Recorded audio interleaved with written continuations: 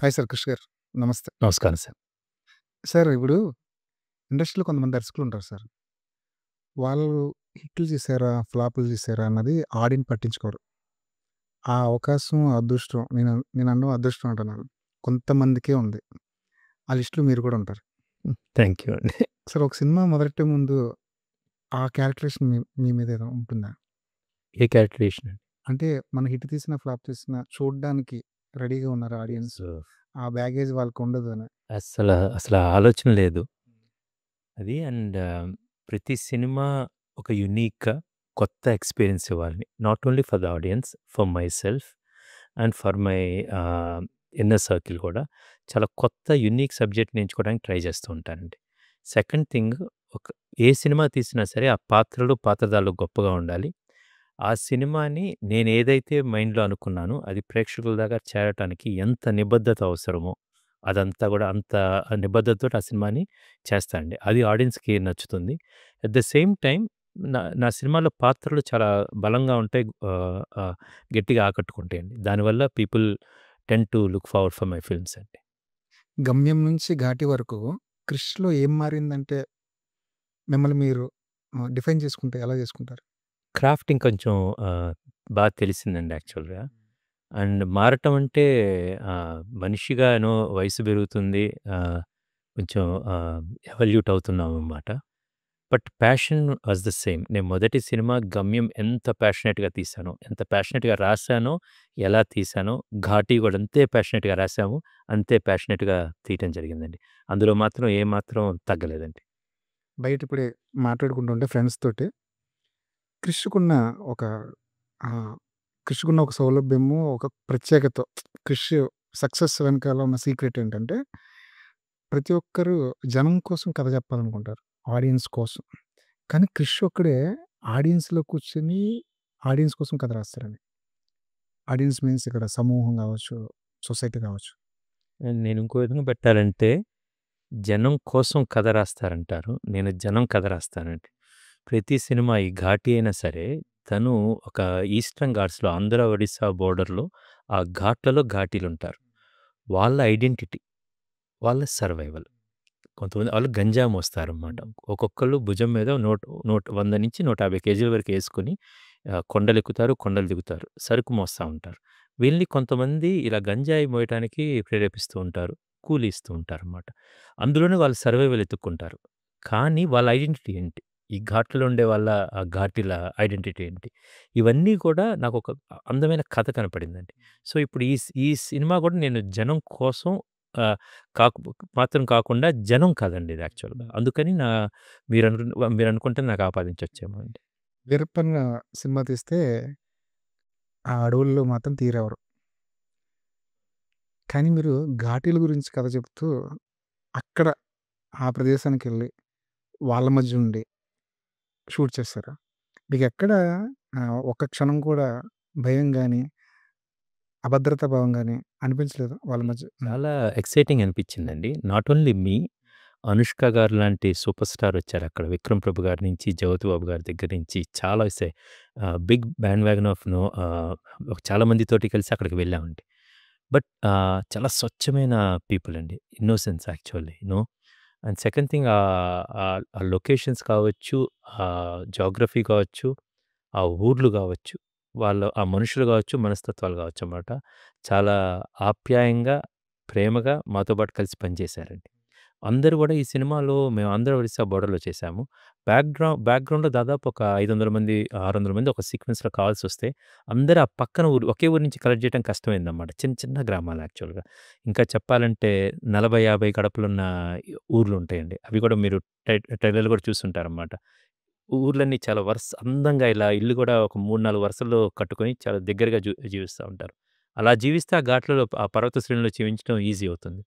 వాళ్ళు ఈ ఆంధ్ర, ఒరిస్సా బోర్డర్‌లో ఉన్న ఆహ్, వాళ్ళందరూ కూడా they really allowed us to come there and to shoot with us అండి. ఈ క్యారెక్టర్‌కి 'అనుష్క' గారి క్యారెక్టర్‌కి 'శీలావతి' అని పేరు పెట్టారు. తర్వాత అర్థమైందేంటంటే దానికేదైనా మెటాఫర్ ఏమైనా ఉందా అని ఆలోచిస్తే పార్వతి పేరు 'శీలావతి.' అక్కడ మీరు చెప్పబోతున్న ఏదైతే ఘాటీల కథ ఉందో అక్కడ ఒక డ్రగ్ పేరు 'శీలావతి.' అవును. మీ ఎన్ని క్యారెక్టరేషన్స్ అండి? మీరు ఆ పాత్రకి పేరు పెట్టడానికి? మనకి ఇవన్నీ మనం ప్లాట్ కూపన్స్ అంటామండి. ఇప్పుడు ఒక పేరు 'గమ్యం' సినిమాలో అభిరామ్, ఆమె పేరు జానకి. హెల్ప్ చేసేది గాలి సీను.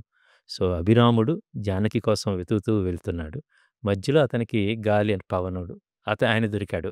సో, వీళ్ళ ద్వారా మనకొక పేరు, ఒక పాత్ర రాసిన తర్వాత, ఆ పేరు గనక మనం పెడితే అదొక చుక్కానిలాగా ఉంటదండి.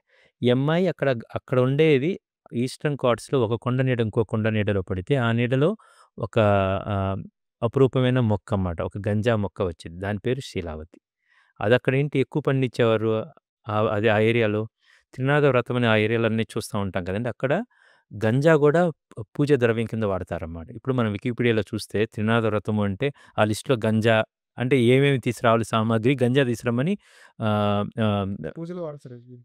రెగ్యులర్‌గా అండి. ఇప్పుడు గూడా మనం త్రినాద వ్రతం అని చాలా వ్రతాల్లో అన్నీ పెట్టాలి గదండీ! పెడుతున్నప్పుడు గంజాకు కూడా పెట్టమంటారన్నమాట. గంజాకు ఉండనప్పుడు తులసి పెడతారు. అదే అదే పర్వత ప్రాంతాల్లో తులసి మొక్క పండుతుంది. గంజా మొక్క పండుతుంది. 2 దేవుడి కోసమే. ఒక గుప్పెడు గంజా దేవుడి కోసం ఏయమంటారక్కడ. అది ఒక ఆచారం అంతే అది. కానీ అది కాస్త బుట్టెడు గంజా అయింది. ఏదో అవసరాల కోసం ఇంకా వేరే వాళ్ళెవరో ఉన్నారు ఆ బుట్టెడు గంజా అమ్ముతున్నారు. తర్వాత ఎవరో వేరే వాళ్ళొచ్చి ఇప్పుడు బల్లకి బల్ల గంజా అయింది. బయటేమో వీళ్ళు మోస్తున్న గంజా వల్ల లేతే వీళ్ళు పండిస్తున్న గంజా వల్ల బయటేమో ఈ గంజా పొగకు అలవాటు పడిపోతున్నారు. వీ వీళ్ళేమో గంజా మూతకు అలవాటు పడిపోతున్నారు. డబ్బులొస్తున్నాయి అది పక్కనని. కానీ ఇవి ప్రాణాల దాకా తీసేదాకెళ్తాయి. జైల్లో నెడతాయి. ఒక సమాజాన్నే పాడు చేసేదానికి వీళ్ళు గూడా ఒక పిల్లర్స్ లాగా ఉంటున్నారన్నమాట. ఇందులో చాలా పెద్ద కథుంది. ఈ గంజాయి అనేది ఒక సోషల్ ఇష్యూ. సామాజిక సమస్య. 2 రాష్ట్రాలు తీవ్రంగా పోరాడుతున్నాయి దీని మీద.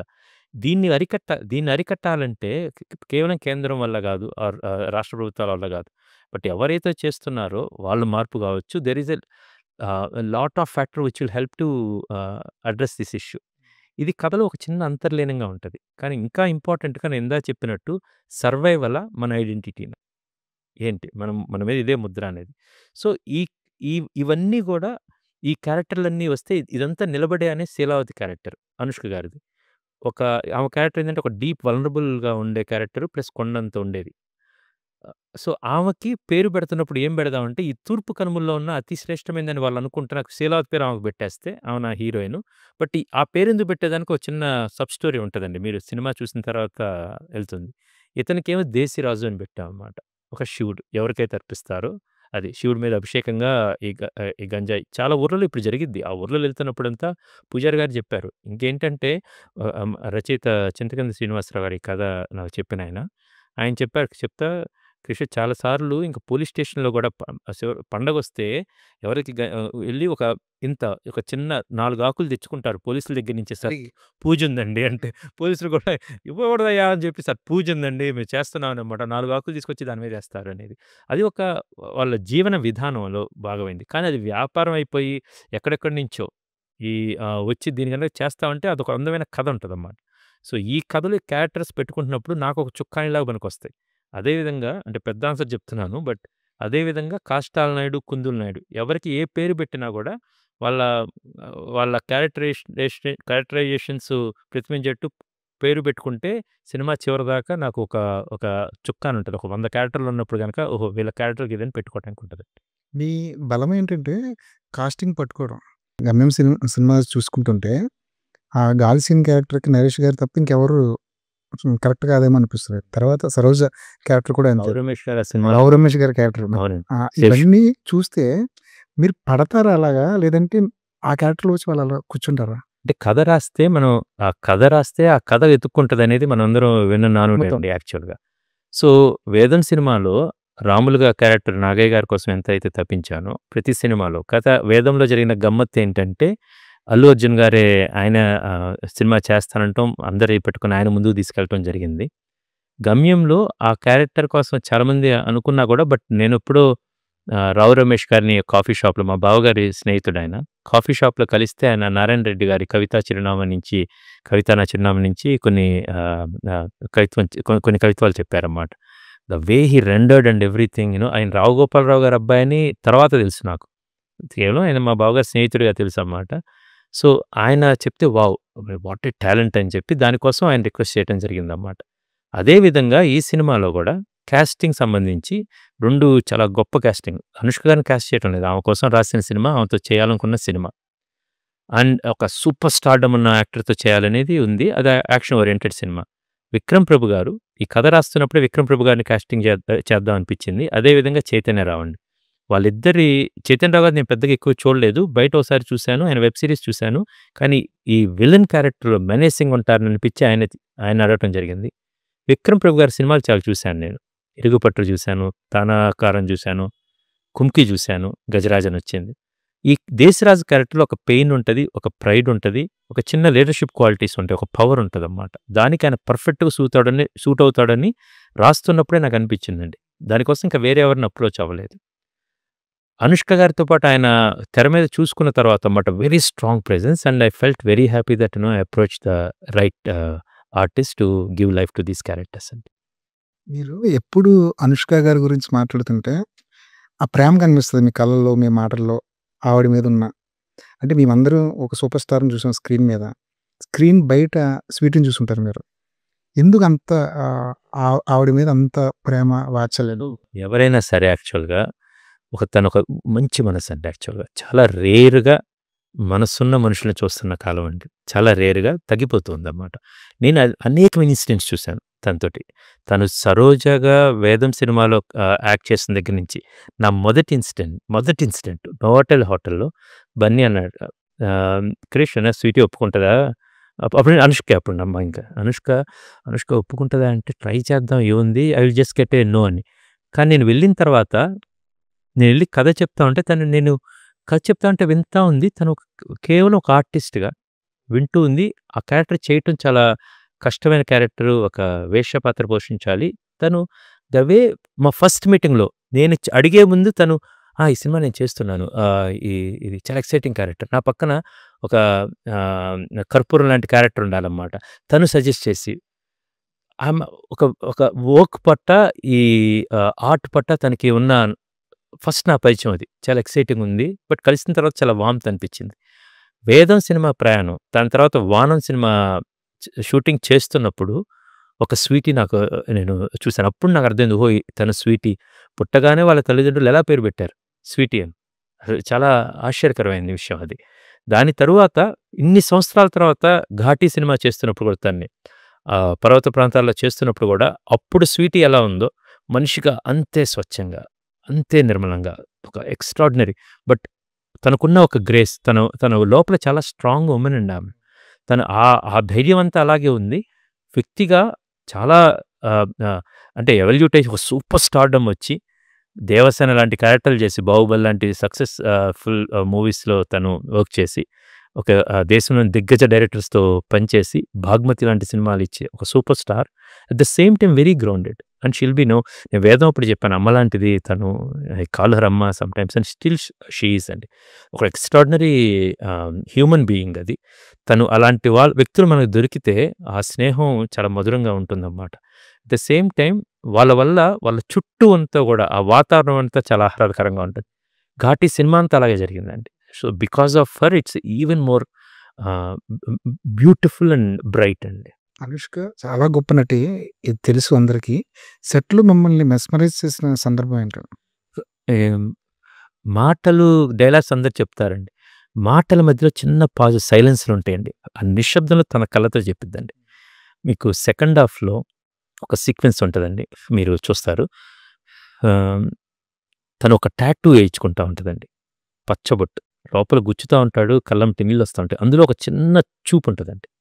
ఆ చూపు ఒక తాళి కట్టే ముందు ఒక చిన్న చూపు ఉంటదండి. ఆ చూపు అన్నమాట. ఇవన్నీ మనం అండర్‌లైన్ చేసి చూస్తామండి. ఈ సినిమా చూసిన తర్వాత నేను చెన్నైలో తపస్ నాయక్ గారు సౌండ్ డిజైన్ చేస్తున్నారన్నమాట. సినిమా మొత్తం చూసిన తర్వాత బయటకొచ్చి నేను ఫోన్ చేశాను. Sweet this is your finest performance అండి. సినిమా మొదటి నుంచి చివరి దాకా ఏదైతే ఎమోషన్ ఉందో దాన్ని చాలా అద్భుతంగా ప్రతి చోట పండించారండి. మీరు సినిమా చూసిన తర్వాత తప్పకుండా మనందరం ఈ మాట అంటామండి స్వీటీ గారి గురించి. యాక్షన్ సీన్‌లో బాగా కష్టపడ్డారా? నేను కష్టపెట్టాను. ఇష్టంగా చేశారండి. రామకృష్ణ మాస్టర్ ముందే చాలా అద్భుతంగా కొరియోగ్రాఫ్ చేశారండి. చాలా ఎక్స్ట్రార్డినరీ సీక్వెన్సెస్. మనం పాన్ ఇండియా స్టార్స్ అందరూ చాలా పెద్ద పెద్ద యాక్షన్ బ్లాక్స్, యాక్షన్ సీక్వెన్స్ చేస్తున్నారండి. అది 'స్వీటీ' గారి మీద చేస్తే చాలా బావుంటదని నాకు ఆశ సినిమా స్టార్ట్ అయిన దగ్గర నుంచి. దానికి ఆ కథ కుదిరింది. ఈ ఎమోషన్స్ అలా వర్కౌట్ అయినాయండి. ఈ సినిమాలో తను గుద్దుతుంటే తన చేతులతో గుద్దుతున్నట్టు ఉంటదండి. లోపల ఉన్న ఎమోషన్‌ని బయటికి తీసుకొచ్చి ఆ ఎమోషన్ తంతున్నట్టు ఉంటదండి. At the same time as a Ghaati తన క్యారెక్టర్ ఒక 100 కేజీలు అవలీలగా ఇసిరేయగల వ్యక్తి. మోయగల వ్యక్తి అతను. ట్రెక్ చేయగలదు మౌంటైన్స్. ఒక ఒక పెద్ద దృఢకాయుడొచ్చినా సరే అతన్ని ఎత్తి భుల్లుమని కొట్టేసిద్దండి అది. సో, ఫైట్స్ కూడా అలా ఉంటాయన్నమాట ఇవి. ఇవి అన్నీ ఆఫ్‌కోర్స్ అన్ని సేఫ్టీ ఉన్నా గూడా తను చాలా ఎంజాయ్ చేస్తూ ఇది సినిమాకి ఎంతో అవసరం కాబట్టి ప్రతిదీ తను చేశారండి. I'm very fortunate to get this ఈ రామకృష్ణ మాస్టర్ వెరీ ఫార్చునేట్ ఆయన్ని ఆయన అంత నీట్‌గా డిజైన్ చేసి ఇచ్చారు. సో, ఒక అడ్రినలిన్ రష్ ఉన్న మూవీ చూడబోతున్నామండి. కృషి గారు, మీరు ఏ కథ రాసినా సీతారామ శాస్త్రి గారు ఒక శ్రోత. సీతారామ శాస్త్రి గారి నుంచి ఒక పాట రావాల్సిందే మీ సినిమాకి. ఘాటి అనే కథ రాసినప్పుడు ఆయన లేకపోవడం, మీ ఆల్బంలో ఆయన పేరు కనపడకపోవడం ఎంతవరకు లోటు? దాన్ని ఎలా భర్తీ చేయాలి? నేను ప్రతి వారం కాదండి, ప్రతిరోజు ఆల్మోస్ట్ రోజు కూడా ఏదో ఒక పాట వినపడుతూ ఉంటుంది ఆయనది. బేసికలీ ఏదో ఒక జ్ఞాపకం వస్తూ ఉంటుంది. And is a great mentor for me. And ఒక గొప్ప ఫిలాసఫరు అండ్ గొప్ప మనిషి అండి. ఆయన పాట లేకపోవటం, ఆయన కథ చెప్తే అందరికీ చెప్తానండి. బట్ ఆ టేబుల్ ఎదురు కూర్చొని అబ్బాయి చెప్పరా అంటాం, 2 కాఫీలు ఆయన ఒక పుస్తకం తీసుకొని ఆయన రాసుకుంటాం, మన కథ వింటాం ఆయన్ని. అది తీరని లోటు అండి. అది ఆయన స్థానం ఎవ్వరూ భర్తీ చేయలేరండి. నేను ఎప్పుడు అంటూ ఉంటాను, తెలుగు జాతి మళ్ళీ ఎప్పుడు అంత మహానుభావుని కంటుందో అన్నమాట. అంటే అలాంటి గొప్ప ఫిలాసఫర్ని, రచయితని, అలాంటి కళాన్ని ఎప్పుడు కంటదో అన్నమాట. ఇది తీరని లోటు అండి యాక్చువల్గా. ఈ అన్వేషణ ఎప్పుడూ కొనసాగుతూనే ఉంటుంది. ఇప్పుడు గంధం నాగరాజు గారిని కనుక్కోవడం, ఆ తర్వాత ఆయన లేకపోతే అంత స్థాయి, అంత స్టామినా ఉన్న వ్యక్తుల్ని పట్టుకోవడం, రచయితల్ని ముఖ్యంగా. ఈ అన్వేషణ ఒక ప్రాసెస్ అంటారా మీ లైఫ్లో? నేను కావాలని అన్వేషణ ఏం కాదండి, నాకు అలా కుదురుతున్నాయి అన్నమాట. అది అనుగ్రహం అన్నమాట. నేను బలంగా కోరుకుంటున్నాను. నాకు అది ఇప్పుడు గంధం నాగరాజు గారు అనేది మా చెల్లి, మా సిస్టర్ సుహాసిని గారు, ఆయన రాసిన స్థితప్రజ్ఞ అని స్వాతిలో పబ్లిష్ అయిన నవల్ని తను బాగా నచ్చింది. తనకి ఆ పేజీలన్నీ చించి దాన్ని బౌండ్ చేయించుకుని ఉంది. నేను గమ్యం కథ చెప్పినప్పుడు, రే నువ్వు చదవాలి, దగ్గరగా ఉంది అంటే, దగ్గరగా ఉంటావంటే అక్కడ ఒక అమ్మాయి ఒక తండ్రి తన కూతుర్ని వెతుక్కుంటూ వచ్చాడు అనేది ఆహా అని చెప్పి నేను చూసి చదివాను అన్నమాట. ఎక్స్ట్రాడినరీగా ఉంది అంటే గంధం అది నాకు వరం, దేవుడిచ్చిన వరం ఆయన. అదేవిధంగా బుర్రా సాయిమాధవ్ గారు, మనం పొత్తడి బొమ్మ అన్న ఒక సీరియల్ మన ఫస్ట్ ఫిల్మ్ ఎంటర్టైన్మెంట్స్లో జరుగుతూ ఉంటే రాధాకృష్ణ గారు దర్శకులు దానికి ఆయన నాన్నగారు సాయిమాధవ్ గారిని పిలిపించారు తెనాలి నుంచి. ఆయన నసరాపేట నుంచి వచ్చారు, ఈయన తెనాలి నుంచి వచ్చారు. ఆయన రాసిన ఎపిసోడ్స్ నేను చదువుకుని ఒక్క ఎపిసోడు అందులో కోటబుల్ కోట్స్ అన్నీ ఎమ్మటే అప్రోచ్ అయ్యి, సార్ నాకు సినిమా రాస్తారా అని. అప్పుడు గంధం నాగరాజు గారు గమ్యం రాశారు. వేదం సినిమాకి నేనే డైలాగ్స్ రాసుకున్నాను, నేనే కథ అవన్నీ రాసుకున్నాను. అఫ్కోర్స్ ప్రొఫెసర్ వెంకటేష్ చక్రవర్తి గారి సాయం, మనకి స్క్రీన్ ప్లేలో ప్రకాష్ గోల్ముడి గారి సాయం, there are several people who help me. Peddinti Ashok Kumar గారు, సోనముఖి గారు, వీళ్ళందరూ హెల్ప్ చేశారు. బట్ ఇది వచ్చేసరికి ఒక్కసారి నేను ఆయన కలిసిన తర్వాత సాయిమాధవ్ గారిని నేను రాయవసరం లేదు, బికాజ్ ఆయన స్థాయి చాలా గొప్పగా. నాకు క్రాఫ్ట్ వచ్చు, బట్ ఇంతవరకు నాది. బట్ ఆయన క్రాఫ్ట్లో చాలా నిష్ణాతుడు, అందుకని ఆయన్ని ఇంకా ఆ కలం ఆయనకి అప్పగించాను. సో అదేవిధంగా ఈసారి అన్ని కథలు నేనే రాసుకుంటున్నాను. చింతకింద శ్రీనివాసరావు గారు, డాక్టర్ చింతకింద శ్రీనివాసరావు గారు మనకు అరేబియా కడల్ అనే వెబ్ సిరీస్ ఫస్ట్ ఫిల్మ్ ఎంటర్టైన్మెంట్లో చేశారన్నమాట. ఆయన ఈ నేపథ్యం చెప్పారు, మన తూర్పు కనుమల్లో ఇలా ఘాట్లలో ఘాటీలు ఉంటారు అని చెప్తే, ఈ శీలావతి ఒక కొండ నీడ ఇంకో కొండనే మీద పడుతుంది, ఆ నీడలో శీలావతి పెరుగుతుంది, దీనికోసం అని ఆయన ఒక ఎకోసిస్టమ్ చెప్తే చాలా గొప్పగా ఉందని అనుకొని, సార్ అంటే ఆయన రీసెర్చ్ చేసి ఆయన లోపలికి వెళ్ళి he came up with that ఆ మూల కథ, ఆ స్టోరీ ఆయన తీసుకొచ్చారు. దెన్ నేను డిఎస్ కన్నన్ గారు, రమణ సాల్వ గారు, దెన్ ఏ రైటర్స్ రూమ్, ఒక ఆర్జే రమణ జార్లముడి గారు, Dedeep and Satya. We formed a nice team actually. Then దాన్ని ఆయన చెప్పిన కథని మేము స్క్రీన్ ప్లే మిగతా అన్ని రాసుకోవటం. దానికి బుర్రా సాయి మాధవ్ గారు డైలాగ్స్ రాశారు. Some of the additional dialogues were written by Chintakindi గారు అన్నమాట. ఇది నేను ఇది కూడా ఎలా ఉంది, నేను సన్నపరెడ్డి వెంకటరామరెడ్డి గారు కొండపొలం చేసిన తర్వాత మన వాసిరెడ్డి నవీన్ గారు, మన కథ నవీన్ గారు, ఆయన అడిగానమాట. నవీన్ గారు నాకు పరిచయం చేశారు వీళ్ళని, బోత్ వేమూరి సత్యనారాయణ గారు కొంతమంది రచయితలను పరిచయం చేశారు. సో ఇలాగా డిఫరెంట్ పీపుల్ నా జీవితంలో తీసుకొచ్చారన్నమాట. So these are the people who brought in to my life because నేను బలంగా కోరుకున్నాను ఇలాంటి రచయితలు నాకు కావాలి అని. కానీ సరే, మీరు చెప్పిన పేర్లన్నీ సాహిత్యకారులు, వాళ్ళు నవల్స్ రాశారు, కథలు రాసుంటారు. వాళ్ళని మళ్ళీ సినిమా లాంగ్వేజ్లో మోడిఫై చేసుకోవడం కొంచెం కష్టం అవుతుంటుంది. అస్సలేదు బికాస్ మనం సినిమాలో ఆల్రెడీ ట్రైన్ అయి ఉన్నామండి. మనకి ఏంటంటే చిన్నప్పుడు అంటే సినిమా కొంచెం కొంచెం సమయం పట్టొచ్చండి. సన్నపరెడ్డి వెంకటరామరెడ్డి గారు అయితే ఆయన నవల చదివితే సినిమాలా ఉంటుందండి. ఆయన సీన్ పేపర్ రాసిస్తే ఆయన ఎగ్జాక్ట్లీ ఒక దృశ్యం అలా ఉంటుందండి. చాలామంది కథకులు అన్నమాట మీడియంకి అడాప్ట్ అవటానికి ఒక్కరోజు కూడా పట్టదండి. ఎందుకంటే వాళ్ళు మేధావులు, అంత మేధావులు కాకపోతే ఆ కథలు రాయలు.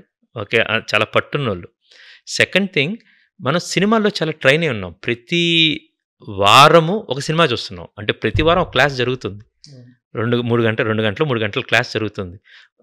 పాతదాలు ఎలా ఉన్నారు, ఎలా ట్రాన్సిషన్ అవుతుంది, ఎక్కడ ఆపుతున్నాము, నెక్స్ట్ యాక్ట్ ఎక్కడ స్టార్ట్ అవుతుంది, ఇన్సైడింగ్ ఇన్సిడెంట్ ఏంటి అనేది ఆ పదాలు తెలియకపోవచ్చు.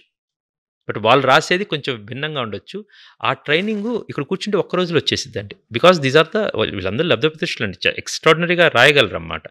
సో వాళ్ళని తీసుకొచ్చి సార్ మీకు సినిమా నేర్పిస్తూ ఉంటే డ్యూటీ తీసుకెళ్ళినట్టే అండి. బట్ వీళ్ళందరూ వచ్చిన తర్వాత ఇట్ టుక్ హార్డ్లీ 4-5 టైమ్స్. కాకపోతే ఒకటేంటంటే ఇప్పుడు చింతకింది శ్రీనివాసరావు గారు ఉన్నారు, ఒక సీన్ ఇచ్చామంటే ఆయన దృశ్యం ఎలా ఉంటుందంటే చాలా ఎక్స్ట్రాడినరీగా ఉంటుందండి.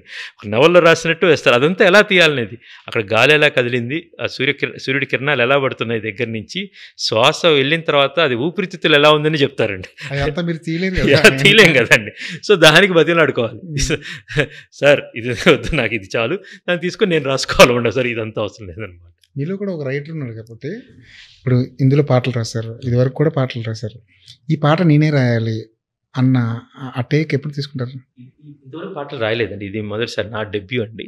గమ్యం అప్పుడు నేను పాట ఫస్ట్ పల్లవి ఈ పాట ఇలా ఉంటుంది అనేది డమ్మీ కన్నా కూడా అంటే అప్పుడు ఆ పాట రాస్తే ఒక 25,000 సేవ్ అవుతాయి అని చెప్పి మొత్తం 6 పాటలు ఉన్నాయి. ఒక పాట సీతారామ శాస్త్రి గారు 2 లక్షలు తీసుకుంటారు ఆయన, మిగతా నేను రాసుకుంటే డబ్బులు సేవ్ అవుతాయి అంటే అప్పుడు చిన్న బడ్జెట్ తోటి ఒక 2 కోట్లతో తీద్దాం అనుకున్న సినిమా, అది 2.83 అయింది. ఇంట్లో నాన్నగారి డబ్బులు, రాజీరెడ్డి గారి డబ్బులు, మా శివబాబాయ్ గారిని, మా రాధమాయ గారిని, వీళ్ళ it's family and friends money అన్నమాట. అందుకని నేను మన ఈ ఫస్ట్ స్టార్టింగ్లో వచ్చేది వన్ వే జీవితానికి ఆ పాట కూడా అనుకున్నది, అది వేరే ఏదో ఒక డమ్మీ అనుకుని శాస్త్రి గారి దగ్గరికి వెళ్ళిన తర్వాత ఆయన ఒక పాట కోసం వెళ్తే ఒకటి కాదు సినిమా మొత్తం చెప్పన్నారు. ఏనేది మొత్తం అడుగుతారని సినిమా చెప్తే, సినిమా నేను మొత్తం పాటలు రాస్తాను, ఇంత నేను భరించలేనండి, ఈ బడ్జెట్ మాకు లేదండి అంటే, నువ్వు ₹1 కూడా తీసుకోవద్దని ₹1 కూడా తీసుకోలేదు. నాకు పాటలన్నీ ఆయన ఉచితంగా, ఎవరో తెలీదు, ఎవడో క్రిస్టియన్ ఎవడంట వచ్చి సార్ అంటే ఒక కథ చెప్పంగానే చూడండి, అది ఇక్కడ the first meeting it self అన్నమాట. చాలా అరుదుగా ఉంటారన్నమాట. అది అతిశయోక్తి అనిపించవచ్చు బేసికల్గా, అలాగా అంతే జరిగింది. పాటలు ఇచ్చి నేను డబ్బులు తీసుకొని పక్కనే తమ్ముడు సత్యం గారు చెప్పారు, డబ్బులు గిబ్బులు ఏమొద్దు, సినిమా నచ్చింది, ఇది గొప్ప సినిమా, ఇది నేను రాస్తున్నా అని చెప్పి.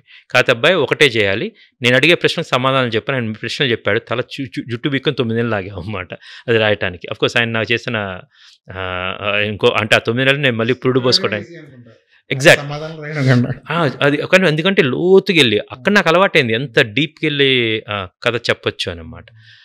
తర్వాత ఇంకెప్పుడు ఆయన ఉన్న తర్వాత ఇంకా ఆ కళ ఉన్న తర్వాత ఇంకేంటి అని చెప్పి ఒక పదం కూడా ఎప్పుడో గురుగారు అంటారన్నమాట, రే ఏదో చెప్పు అదని. కృష్ణమందే చదువుతున్నప్పుడు మణిశర్మ గారు అనేవాళ్ళు, రే ఏదైనా ఒక 4 ఏం జరిగిద్దో చెప్పు అని. అప్పుడు ఏదో 2-3 లైన్స్ చెప్పినా కూడా మళ్ళీ అమ్మో ఎందుకని చెప్పి అది లోపలికి వచ్చింది, గురుగారి దాకా ఆ తత్కారంలో వెళ్ళిద్దని చెప్పేవాడు కాదు. And then I met Keeravani గారు. ఆయన హీజ్ ఎ గ్రేట్ రైటర్. అసలు పాట 'వెండి తెర దొర' అని రాశారు. 'మళ్ళీ పుట్టిని నాలో మనిషిని' అని రాశారనమాట. ఆయన అంటే ఆయనకేంటంటే ఆయన ఎప్పుడంటారు, నేను కూర్చొని పాట రాయలేను. ఇది పక్కనొచ్చి ఆలోచించది. ఆసుగా వచ్చిద్దది. కొన్ని చాలా పాటలు వేదంలో చివరి సాంగ్ ఆయన అది మరలా మనుషులా అని పాడుతా ఉన్నప్పుడు అట్లా పాడుకుంటూ వెళ్ళిపోయారన్నమాట. గ్రేట్. వీళ్ళందరిని చూసిన తర్వాత వామ్మో! ఇలా అన్ని బట్ వీళ్ళతో శాస్త్రి గారితో ఆ శిష్యరికం 15 సంవత్సరాలు ఆయన అక్కడ కూర్చుంటే నేను ఎదురుగా కూర్చొని ఒక టేబుల్‌కి అటు ఇటు కూర్చొని ఆయన చూస్తుంటే ప్రతిసారి ఆయన ఎలా కట్ చేసుకుంటున్నారు, ఆ పదం ఎట్లా రావాలనుకుంటున్నారు, ప్రతిదీ చూసా ఒకసారి ఈ పదం వెళ్ళిపోయి వేరు వేరు పదాలు వాటి ఉనికిని కోల్పోయి కొత్త పదం వచ్చి మళ్ళీ సెంటెన్స్ అంతా పూర్తయ్యే లోపల వేరే అర్థం వచ్చి పాటంతా మొత్తం అర్థమవుతా రెండో చరణంలో చివరి లైన్ వచ్చేసరికి మొత్తం కొత్త రూపం తీసుకోవటం అనేది ఆయన ప్రతి పాటలో చేస్తూ ఉంటారు. మన సినిమాల కోసం రాసిన పాటలు కావచ్చు, వేరే దర్శకుల కోసం రాసిన పాటలు కావచ్చు, వాటిని షేర్ చేసుకుంటూ ఉండేవాళ్ళు. అది చాలా శిష్యరికమే అంతే, ఎదురు కూర్చొని. ప్లస్ కిరవాణి గారు ఎలా రాస్తారు, ఆయనది ఒకటి స్టైల్ ఒకటి ఉంటుంది. ఇదంతా ఉన్నప్పుడు ఈ సినిమాకు ఉన్నప్పుడు నేను పాటలు రాద్దామని ఆలోచన లేదు. పాట రావాల్సి వచ్చినప్పుడు ఎస్ మూర్తి గారిని అడిగాను. ఆయన గమ్యంలో వన్ వే జీవితానికి రాశారు. ఏ తల్లి కన్నాదిరో అది హనుమంతుడే లేని రాముడు ఎతికేదట్ట సీతని అని జస్ట్ 5 minutesలో రీరికార్డింగ్ అప్పుడు రాశారన్నమాట. ప్లస్ బల్లారి బాబా అని కృష్ణవంతి జద్దురంలో చాలా పదునైన కలం అయింది. ఆయన్ని అడిగానమాట. ఆయన ఇక్కడ దస్సోరా అనే పాట, నెక్స్ట్ సిరిమర అనే ఆ సాంగ్, నీ సావాసం 3 పాటలు రాశారు ఈ సినిమాలో. మిగతా పాటలకి సరే ఆయన పాటలు రాస్తున్నారు, లేకపోతే కంపోజింగ్ అప్పుడు కొత్త మ్యూజిక్ డైరెక్టర్ ఆయన దగ్గర నేను వేషాలు వేయచ్చు. కిరవాణి గారి దగ్గరికి వెళ్ళి సార్ అంటే దెబ్బలు పడతాయి అన్నమాట. సో అందుకని నేను ఆయనకు అవసరం ఉంటుందని ఆ కంపోజింగ్ అప్పుడు నేను రాసుకున్న ఆయనకు అవసరం ఉంటుంది అని చెప్పి మళ్ళీ మూర్తి గారిని ఇబ్బంది పెట్టడం లేకపోతే వేరే ఎందుకని చెప్పి నేను రాసింది. కానీ పల్లవి అయ్యేసరికి ఏదో బాగుంది, మళ్ళీ ఆఫీస్కి వస్తాము, ఇంటికి వెళ్తాము, బుర్రలో తిరుగుతూ ఉంటుంది. సో ఆ విధంగా పాట పూర్తి చేయడం జరిగింది. But I'm very happy the way it turned out. అది కొత్తది, మళ్ళీ రాస్తాను లేదు తెలియదు కానీ బట్ ఈ సినిమాకి మాత్రం కుదిరింది, బట్ తాట దిగింది అన్నమాట. కృష్ణం వందే జగద్గురుంలో ఒక అద్భుతమైన ప్రయోగం చేశారు, దశావతారాల గురించి రాసిన పాట. నాకు తెలిసి తెలుగు సినిమాకి ముందు లేదు తర్వాత లేదు, నిజానికి అంత గొప్ప పాట అది. ఆ పాట కోసం సీతారామ శాస్త్రి గారు చాలా కష్టపడ్డారు, చాలా గొప్ప పాట. కానీ ఒక జాతీయ స్థాయిలో గుర్తింపబడవలసిన పాట ఆ స్థాయిలో ఎందుకు వెళ్ళలేకపోయిందంటే ఏమంటారు? అదృష్టం లేదండి జాతీయ అవార్డులకి. సీతారామ శాస్త్రి గారిని సత్కరించిన అదృష్టం పాపం కలగలేదు దానికి, ఎందుకో అన్నమాట. ఏంటినో ఇప్పుడు గమ్యంలో ఎంతవరకు ఎందుకు ఊరుకునే పాట రాశారు, జగమంత కుటుంబం నాదని పాటలు రాశారు. ఆయన ఫస్ట్ విధాత తలపం దగ్గర నుంచి మన 96 మూవీ శర్వా గారి సినిమా, అందులో దాకా అసలు ఎంత అద్భుతంగా ఉండే ఆ పాట చూస్తే ఆయన మళ్ళీ ఆయన చెప్పుకుంటారని, నాకు ఎవరు కంగారు పడదు నా గురించి, నా జర్నీ మీకు తెలీదు అని ఆయన రాసుకున్నట్టు ఉంటుందండి. అంటే అన్ని గొప్పది, అంటే ఎన్ని గొప్ప ప్రయోగాలు ఎన్ని అని.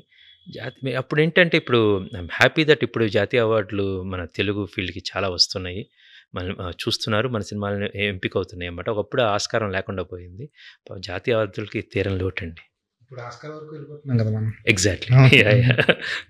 ఈ సినిమాలో ఒక టేక్ అవే ఉంటుంది, గమ్యం చూసి వచ్చిన తర్వాత అసలు పక్కోడు దొంగ పోలీసు అని కాకుండా పక్కోడు కూడా మనిషే అని ఆలోచించాల్సిన ఆ విత్తనం అనేది నాటుతారు.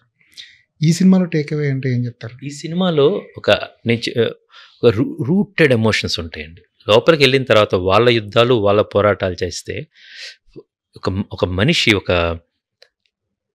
బంధనాలతో కట్టిన జెండా విడదీసిన తర్వాత రెపరెపలాడుతూ ఎగురుతుందండి. మనిషి కూడా అంతే, చాలా బంధనాలు ఉంటాయి, కానీ ఒక అవకాశం వచ్చింది, మొత్తం కట్లని తెగిపోతాయి. తెగిన తర్వాత తెగిన దాన్ని వృధా చేసుకోకూడదండి. తెగిన తర్వాత జెండాల రెపరెపలాడాలన్నమాట, తనను మించి ఎదగాలి. ఆ గగనంలా ఎదిగిన మనిషిది లోకం అవుతుందన్నమాట, తన లోకం అయింది. సో ఇలాంటి ఒక కాన్సెప్ట్ అనేది నీట్గా ఉంది. నేను ప్రతి సినిమా తీసినప్పుడు మనకి ఒక ప్రశ్న వస్తుందండి బయటకు వచ్చిన తర్వాత, చాలా అందమైన ప్రశ్న. 2 రోజుల తర్వాత రావచ్చు, 2 నిమిషాల తర్వాత రావచ్చు అన్నమాట. It's about the human thing, the evolution of ఒక పరిణామం. ఆ గొంగలి పురుగు సీతాకోక చిలుకలా మారిద్ది అన్నమాట. మారిన సీతాకోక చిలుకల కథలు చాలా ఇంట్రెస్టింగ్గా ఉంటాయి, ఇందులో కూడా అలాంటిది ఒకటి ఉంటుందండి. ప్రెస్ మీట్లో మీరు మాట్లాడుతూ నాకు కమర్షియల్ హిట్ లేదు, ఈ మధ్యకాలంలో కమర్షియల్ హిట్ లేదు, కమర్షియల్ హిట్ కావాలి, ప్రొడ్యూసర్‌కి కూడా నాకు డబ్బులు రావాలని మాట చెప్పారు. మీలో ఉన్న ఒక భావకుడికి, ఒక క్రియేటర్‌కి అది ఎప్పుడైనా ఒక అడ్డుగోడలా కనిపిస్తుంది కమర్షియల్ మ్యాటర్ అనేది. అంటే ఇప్పుడు ఫార్చునేట్‌లీ నా సినిమాలకి, బడ్జెట్‌లకి ఇప్పుడు నేను చాలా పెద్ద సినిమాలు తీశాను. బేసికల్‌గా చిన్న సినిమాలు బడ్జెట్ పరంగా తీశానండి. నాకెప్పుడు అడ్డు లేదండి. బట్ ఎంత ఊతం వస్తే డబ్బు దశకం అంటారు కదండీ. ఎంత ఊతం వస్తే అంత ఉంటది. అండ్ ప్రతిసారి కొలమానం అయిద్దండి. ఏది ఎక్కువ నెంబర్ ఆఫ్ పీపుల్ రీచ్ అయితే, ఎక్కువ మంది నేను తీసిన సినిమా సర్వవ్యాప్తంగా అందరూ చూడాలని కోరుకుంటాం. దానివల్ల మనీ వస్తుంది. ఇంకా పెద్ద సినిమాలు తీయడానికి ఉత్సాహం ఉంటదండి. బట్ ఈ సినిమా ఏంటంటే, ఇప్పుడు మనం ఒక చేంజ్ ఆఫ్ టైమ్స్ అంటామండి. కొన్నిసార్లు చాలామంది నేను ఎహెడ్ ఆఫ్ టైమ్ తీశాను అది పక్కన, అవన్నీ పక్కన పెడదామండి. బట్ చేంజ్ ఆఫ్ టైమ్‌లో ఇప్పుడేమైందంటే, మొదటి రోజు మార్నింగ్ డే కలెక్షన్స్ కోసం, మార్నింగ్ డే సక్సెస్ అనేది మార్నింగ్ షోలో వచ్చేసేయాల్సింది. ఒకప్పుడు అలా లేదు. చిన్నగా రావటానికి నైట్ షో దాకా వెయిట్. గమ్యమే దానికి నిదర్శనం. పొద్దున 15%, 18%తో ఓపెన్ అయిందన్నమాట. ఈ సాయంత్రం ఈవినింగ్ వచ్చేసరికే టికెట్స్ దొరకలేదు. ఫుల్ అయిపోయింది బేసికల్‌గా. దానికి ఆ బ్రీతింగ్ ఉంది. బట్ ఇప్పుడు నా భయం, ఇప్పుడు పెట్టంగానే okay, that side or this side kind of thing, అది పక్కన ఫేట్ డిసైడ్ అయిపోతుంది.